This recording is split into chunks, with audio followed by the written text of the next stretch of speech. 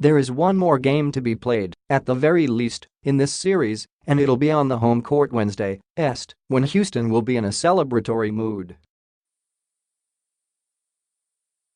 But be clear about this, the Jazz are no longer the barrier between the Rockets and the goal. They're just standing in the way. There's a difference. Getting rid of the overmatched yet naggingly persistent Jazz is all about keeping pace with the Warriors, or perhaps staying one step ahead of the defending champs, nothing more or less. A long-anticipated Western Conference final, and perhaps a classic one, is impatiently waiting, and it's in the Rockets' best interest to settle their end of the bargain, and if possible on the same night, when the Warriors can do the same. And so, just a few hours after the Warriors went up 3-1 on the Pelicans in the other West semifinal, the Rockets did likewise Monday, using star power to overcome an otherwise blowout performance. They only scored 100 points, a level that will certainly rise in the next round. Quite simply, they had James Harden and Chris Paul and Clint Capella when it counted, and Utah did not. And speaking of Paul, he's one win away from advancing beyond the second round for the first time in his otherwise respectable career. His anxiousness to kill that annoying demon was evident in the third quarter of Game 4, when he scored 11 of his 27 points while drilling the Jazz with mid-range jumpers, and the game flipped in Houston's favor. "I've been here before, 3-1, said Paul on post-game TV, his memory still sharp from blowing that lead while with the Clippers 4 years ago, coincidentally against Harden and the Rockets. Expletive went bad real quick. It also happened to be Paul's birthday, and what more can a 33-year-old do to demonstrate that age is merely a number? He was really big today," Rockets coach Mike D'Antoni said. "I understand he has another birthday coming up Tuesday." It was a surreal night for Paul as well. While he was busy erasing the Jazz, his brother CJ Paul was being momentarily erased from the arena. CJ Paul, who handles much of his brother's personal affairs, was escorted from his lower-level seat by arena security in the third quarter for shouting at referee James Williams. He was allowed back to his seat moments later and claimed to be a victim of mistaken identity.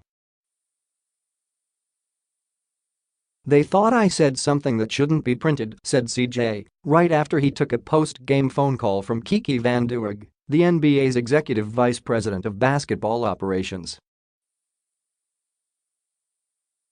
"Actually, it was a fan sitting next to me.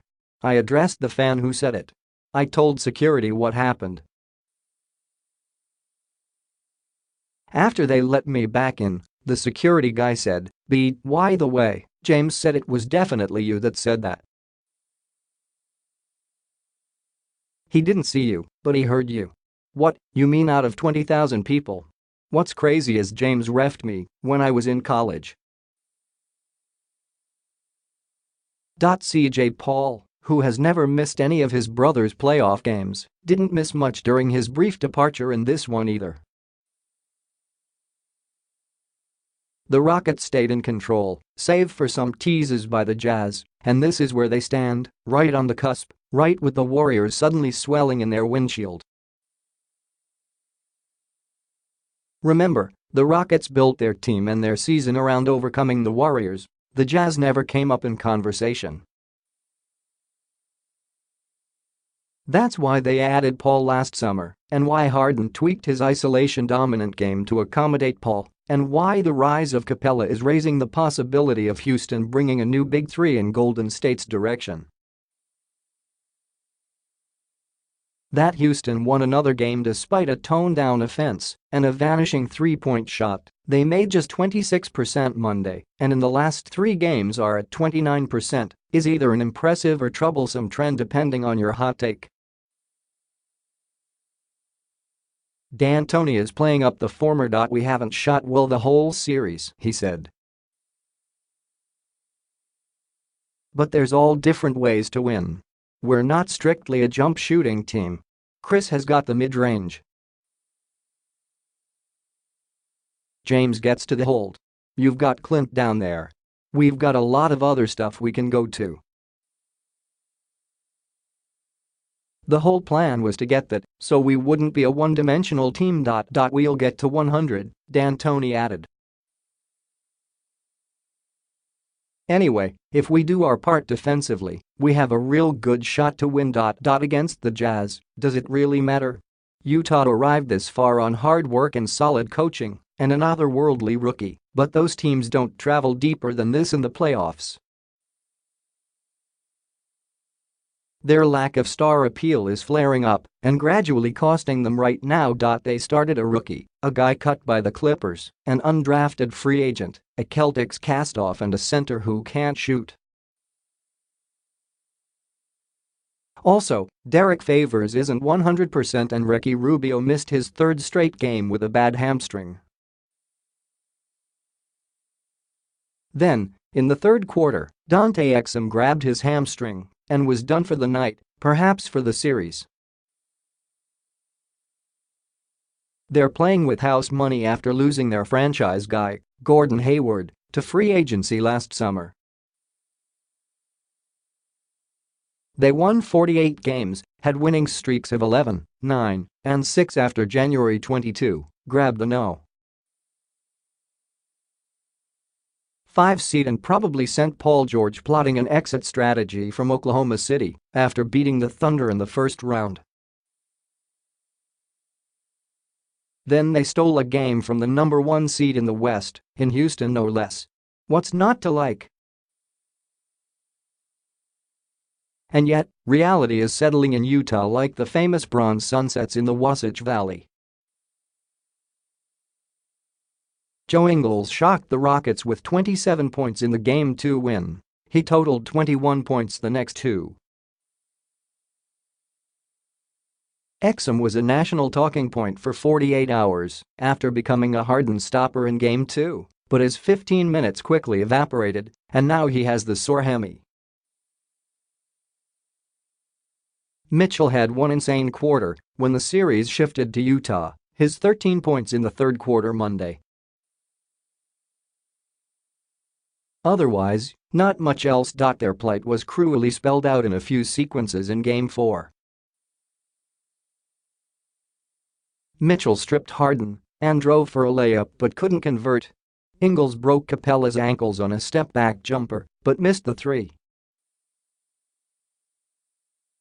Rudy Gobert took a pass and drove the lane. And Capella swooped from nowhere and rejected him. That was one of Capella's 6 blocks to go with 15 rebounds, and he influenced roughly a dozen others. Donovan drove the lane and saw Clint and decided to pass, and that doesn't show up on the stat sheet, said Paul. There was a lot of that. Harden had issues once again against Utah after opening the series with 41 points. He shot poorly from deep, missing 6 of 7, and coughed up 8 turnovers and couldn't take control of Game 4. That left the savior role to Paul. Such is the luxury the Rockets have this season. When one superstar is handcuffed, the other is released. Paul was the best player on the floor, if not the most efficient. In 35 minutes he had just 1 turnover, and in addition to scoring, he chipped in with 12 rebounds and 6 assists. He was extremely aggressive tonight, which is what we needed, Harden said. And why not? Paul can smell the next round and a chance, once and for all, to change the narrative with regards to his playoff history, which is an awkward fit with the rest of his playing history. When that was brought up to Paul, Harden respectfully interjected, "He's not thinking about that. We got a game Wednesday and we'll do whatever we can to close it out." Paul laughed. "We're not going to give up," he confirmed. There's no reason for that. The Rockets are suddenly on the verge where they thought they'd be all along. The Western Conference Finals are tapping Paul and the Rockets on the shoulder and reminding them of their season-long mission statement, and the Rockets are very much okay with that. "We didn't come this far," said Harden, "just to be up 3-1 in this series.